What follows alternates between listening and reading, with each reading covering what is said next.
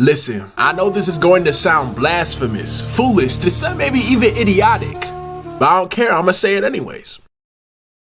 Luka Doncic is the greatest amalgamation of offensive skill to ever touch a basketball. There are better offensive engines than him, of course. Prime LeBron James and current Nikola Jokic are the first two to come to mind. But the reason those two are more prolific offensive weapons than the Don is either due to size or athleticism. When it comes to pure offensive talent, when it comes to the skill you display when the ball is in your possession, I think Luka Magic is the peak. I know that sounds crazy with the sheer amount of offensive legends that have graced our league, but please just humor me and listen to what I'm saying for a little bit longer. I'm not saying Luka is just the best at everything. He's not the best passer of all time. He's not the best shooter. He isn't the best finisher. He isn't the best in the post. Heck, forget all time. He isn't even the best at any of those skills out of the talent pool we currently have in the NBA. What I am saying though is that Luka has reached a collective talent level with all these skills that no one has ever reached before, and no one will ever reach again.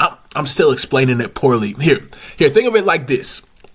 How many people all time do you think are about as good as Luka or better than him at shooting? This is significantly more than I think there are, but let's say for the sake of argument that Luka is about the 100th most talented shooter of all time, okay? 100. Now, of those 99 better shooters, how many of those are better finishers than him? Not a lot, right? Of those finishers and shooters, how many are better passers than him? How many have better handles? And as the small cherry on top, if you were able to find anyone in NBA history who is as good as or better than Luka at any of those categories, tell me, are they better than him in the post? This is what I mean. I think Luka Doncic is the most talented and versatile on-ball shot creator we have ever seen. Keyword in that sentence though, on ball, because Luka Doncic up to this point has not displayed any significant off-ball talent. And it is this discrepancy that makes me wonder, can you win a championship with this version of Luka Doncic? What's up, Sweatshop employees? Thank you as always for the love we get on these videos. If you like this content, go ahead and like and subscribe. There's no way you won't like the videos we have coming down the pipe. And before we get back into the video, I just want to give out this quick disclaimer. Everything I'm proposing in this video is 100% based off of what ifs, theory, and thought experiments. I am not trying to convince you guys that what I'm saying is 100% true. I'm merely presenting what I thought was an interesting train of thought I had about how championship teams are constructed. So while I say this in every video, for this video I especially mean it. If something I say resonates with you, or if you vehemently disagree with anything that I'm saying, please comment your point of view. I genuinely want to know what y'all's opinions on this is. Back to the video. Usage percentage, ladies and gentlemen. Usage percentage is a metric that is meant to estimate how much a player is used while they are on the court. Now, it is not a perfect metric. For some reason, it does not take into account a player's assists, just turnovers, field goal attempts, and free throws. So it does sometimes underestimate some players' usage, i.e. Chris Paul. But despite its deficiencies, it is still a good enough stat for this discussion. Now, in the entirety of NBA history, there are 138 player seasons that have exceeded a usage percentage of 32%. And this list is a who's who of legendary offensive performances. 2015-16 Stephen Curry, 05-06 Kobe Bryant, 2001 Allen Iverson, 2016-17 Russell Westbrook. Truly insane all-time great offensive seasons. Now, due to this list being riddled with some of the greatest offensive performances of all time, you'd think it'd be equally riddled with championship seasons, right? Of these 138 seasons, guess how many resulted in a championship? 9. Only 9. And guess what 5 of those championship seasons were?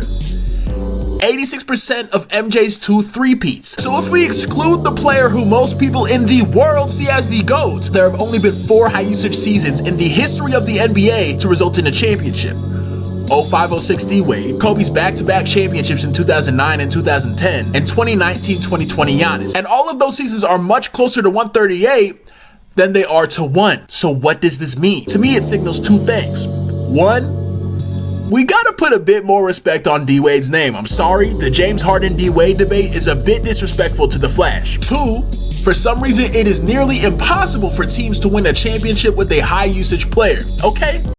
What does that mean? Why is this true? Why is it not a good plan to just have your best player control everything? To me, there are 2 potential reasons why. First is schematics. Schematics wise, you have to have multiple different game plans you can go to if your number 1 game plan gets wrecked. Because rest assured, in the playoffs, your first option will get nullified at some point. Quick, Sweatshop employee, when they double team a Kawhi Leonard in the post, what is your answer?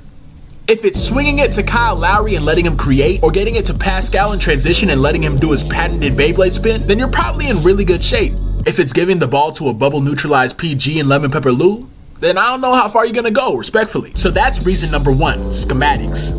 The second potential reason that high usage seasons almost never result in a championship is there must be some mental component we are not taking into account. There is something mentally that happens to supporting players when they are on the same team as a high usage player that leads to them becoming more unreliable when called upon in the playoffs. I am no psychiatrist, so I won't speculate on what exactly goes on in these players' heads. But this is the only other possible reason I can think of if it's not schematics. Editing Sweatshop here, there is a third reason that I forgot to mention, and that's just that the team isn't that good, and the only way for them to reach the postseason and progress further in the playoffs is for their best player to do everything. While this is a valid excuse in some situations, I think it's more widely used than it's actually applicable. For instance, there are 7 high usage players currently in the NBA, and I think all of them have all the help they need to be championship contenders. And the reason I believe this is true is because of Wilt Chamberlain.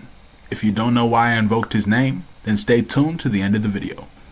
Back to the video. That right there is the main reason why I'm so fascinated with Luka Doncic. Since he is, according to me, the most talented and most versatile on-ball offensive player we have ever seen, or at the very least the most talented and most versatile offensive player currently in the league, the schematics argument is almost completely null and void. Because of his talent, I don't think there is a game plan that can effectively neutralize him. I went over this in my top 25 player rankings list, which is pretty much irrelevant now, but if you find these videos funny, then give it a watch. But just take a typical screen and roll coverage.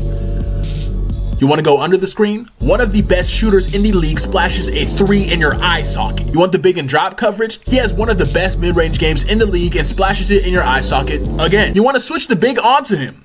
Very good ball handler, has a top 5 step back and is an elite finisher. He is looking at your big like he is the Slovenian section at Golden Corral, all you can eat. You want a hard hedge or trap with the big? Top 3 passer in the league, best believe he's gonna hit the roll, man. You bring in the weak side to tag the roller, he's the best passer in the league and also 6'7". So he's gonna spam the cross-court pass. You play the pick and roll perfectly. Luka's man dodges the screen. The big man can recover quickly. All the weak side defenders can stay with their man.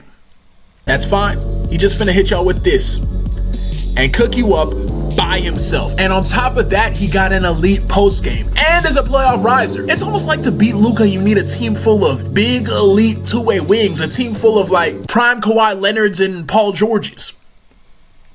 Except in his second year in the league, he almost beat Kawhi and Paul George by himself. No, schematically, there is no real way to stop Luka. So if Luka is not able to win a championship the way he is currently playing, then to me, it definitively signals that the reason high usage players almost never win championships is the second reason, the mental component. And that isn't something that can just be fixed. So why is this important? Why did I just go on a long ass rant to come to this conclusion?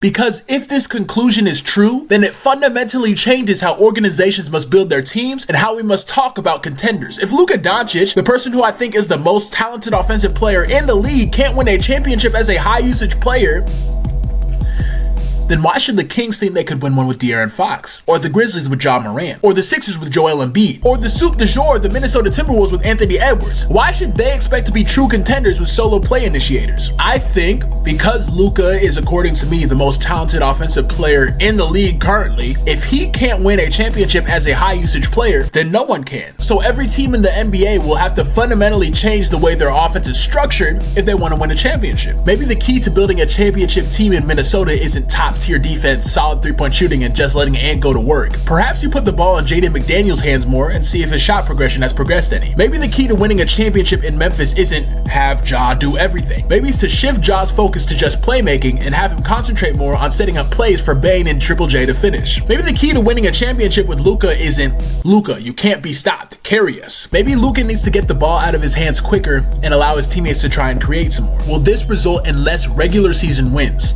I think so. But maybe doing this in the regular season is the key to mentally preparing the Josh Greens and the Tim Hardaways, and to a lesser extent the Kyrie Irvings, so that when the playoffs roll around, we won't be admonishing them for choking, but instead praising them for stepping up. If this argument still doesn't make sense to you, or you still don't agree, I understand. I kind of rambled a bit. But to drive my point home, I leave you, my dear employee, with the story of Wilt Chamberlain's first ring.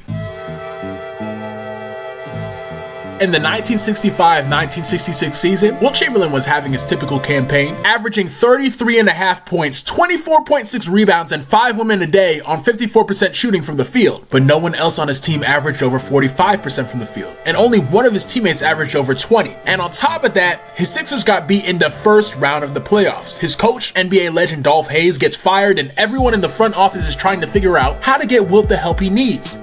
Not new Sixers coach Alex Hannum though. He thinks all the help Wilt needs is already on the team. Instead of feeding every play through Wilt, Alex switches the team's focus to having Wilt be their primary distributor and tries to get everyone more involved in the offense. And what did this philosophy change result in? Well, with Wilt averaging his lowest point total that he had ever averaged up to that point, with essentially the same roster as the year before, and the same personnel that had just got bounced in the first round, the 1966-1967 Philadelphia 76ers produced one of the highest winning percentages in NBA history, beat Bill Russell's Celtics in 5, and won the NBA championship against the San Francisco Warriors. So maybe there isn't any player talented enough to win a championship just off their sheer will and offensive talent. Maybe basketball, despite its continued progression towards individualism, can still only be perfected with a team. Maybe the only way even the all-time greats can win a championship is as a cog in the system and not as the system. Let me know what y'all think. Thank you for your viewership. Like and subscribe if you like this content. And as always, stay sweaty, ladies and gentlemen.